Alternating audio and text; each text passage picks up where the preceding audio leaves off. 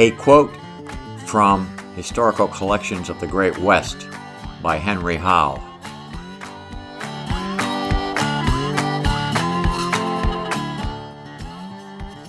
A few solitary white sails far out on the blue water are seen with mysterious awe by the Indian from the Atlantic shore, appearing like huge monsters from a spirit world. They move toward the land. From out their sides pour forth a new, unheard-of race, with faces pale, speech unknown, and garments of singular texture and brilliant in colors. The ring of the axe for the first time echoes through the wood. The habitations of the new race rise from the green earth.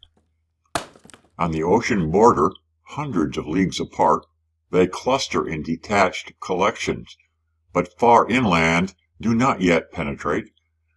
There the red man roams through the vast solitudes, unconscious of the dark cloud rising in the east to overwhelm and sweep him from the land. A stranger being suddenly appears before him. A long robe envelops his form. Pale and sad is his countenance, and in his hand he elevates an unknown symbol. It is the missionary of the cross. Alone, in peril, in suffering, he has penetrated through the wilderness to teach him the mystery of redemption, of a more than human love. He remains, perchance, to die by the hand of him he came to save. But amid horrible torture, with the flame winding around him as a coffin sheet, he blesses his lot and yields up life with joy. The settlements of the pale faces rapidly advance. They reach the oceanward slope of the mountains. They pass over their summits. The smokes of their cabins curl up in the western valleys. The red man vanishes before them. Civilization is his conqueror, and now the footsteps of millions of the new race press his grave and press the graves of his fathers. To contemplate these mighty events, more wondrous than romance, is instructive to virtue. To act well in the present, its aim, and to anticipate more glorious changes in the future, its brightest hope. Henry Howe, also author of Historical Collections of Virginia and Historical Collections of Ohio. Published by James Roberts, 1855, Greenville, Tennessee.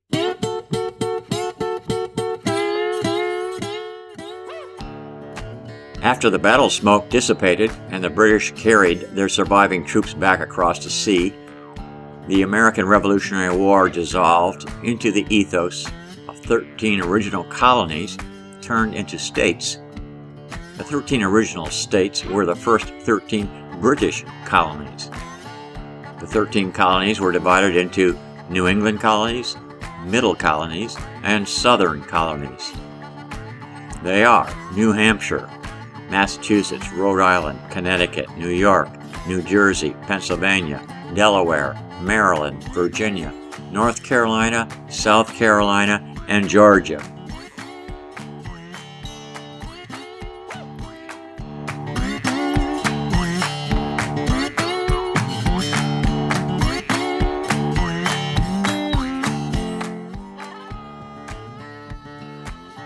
I am anxious, along with you probably, to proceed with the pioneers in North America, fanning out across a vast and varied landscape west of the Mississippi River.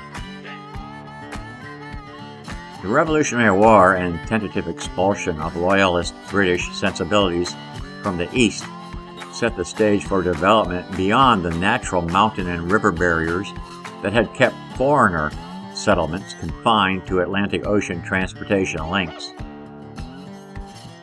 Book 2 of this 2 or 3-part nonfiction novel will pick up with President Thomas Jefferson's ambitions to seize on the Louisiana Purchase from the French First Republic in 1803 as pretext to settle the wild country all the way to the Pacific Ocean. Native Americans, or Indians, were still a diverse lot and had to be dealt with in some way, to assimilate or to disperse. The new century would lead to final solutions of removal, confinement, or conquest.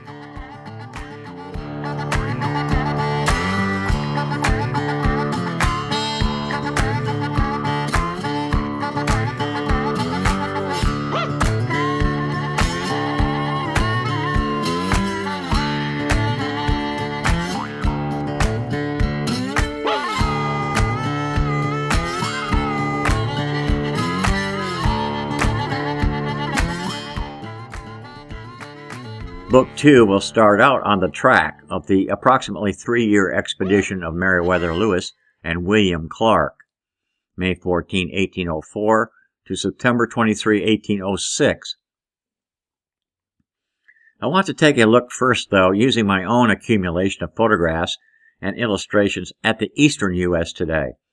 There are still many natural wonders that once were solely claimed and settled by Native Americans. Foreign settlers overcame natural and human resistance to their encroachment and made governments and communities that comprise the nation recognized today as a world power.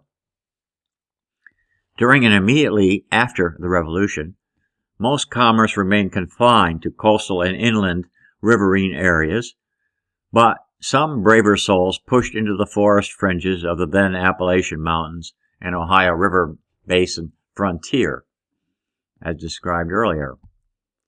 These trappers, traders, missionaries, some farmers, and militias awaited affirmation of their pursuits from the seats of power more eastward, and eventually got it, often to the detriment of scattered Indian tribes sheltering in their paths.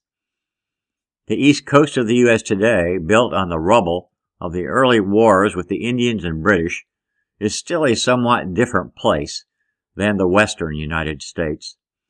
The natural wonders of the East are more confined or circumscribed and hemmed in. The social norms vary even today, often mimicking or mirroring, perhaps, some of the 19th century observations of traveling observers like Lafayette, the inimical Alexis de Tocqueville, and his companion Gustave de Beaumont, Robert Louis Stevenson, and others.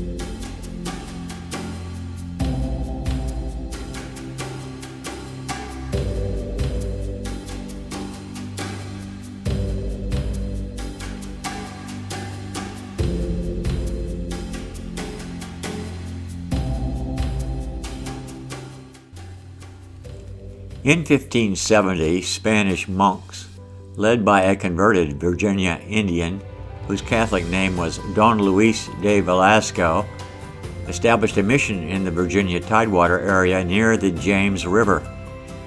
But Don Luis killed his Spaniard companions. Paquiquineo, or Don Luis, had lived in Spain and Mexico before joining the Jesuit mission project on the Chesapeake Bay. Famine struck and may have contributed to his decision to enlist an Indian band to ambush and kill all of the missionaries, except for one boy. In the spring of 1571, after the massacre at the Ajasan mission, a Spanish supply ship arrived and found natives wearing the missionaries' garments and ornaments. 2 natives were captured and interrogated, informing the crew of the massacre. Before leaving the bay, Menendez de Avilés had some of the native hostages baptized and then hanged them from the ship's yards.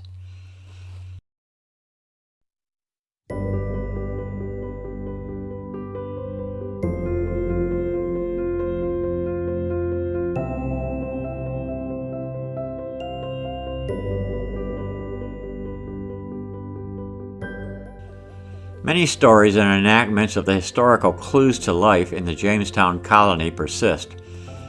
The later Jamestown colonists on the James River, mostly Protestants in religious persuasion, gradually overcame hunger, disease, and the First Anglo-Powhatan War between 1609 and 1614. The community named itself after King James I.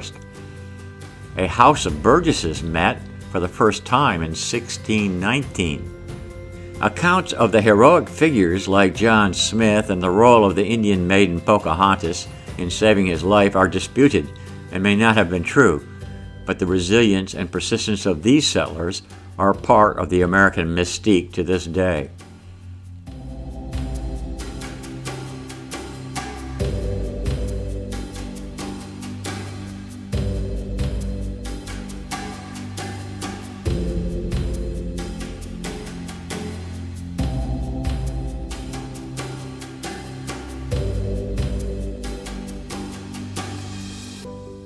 Led by Patrick Henry, Thomas Jefferson, George Washington, and Richard Henry Lee, many Virginians finally decided that the colonies should be independent of Great Britain.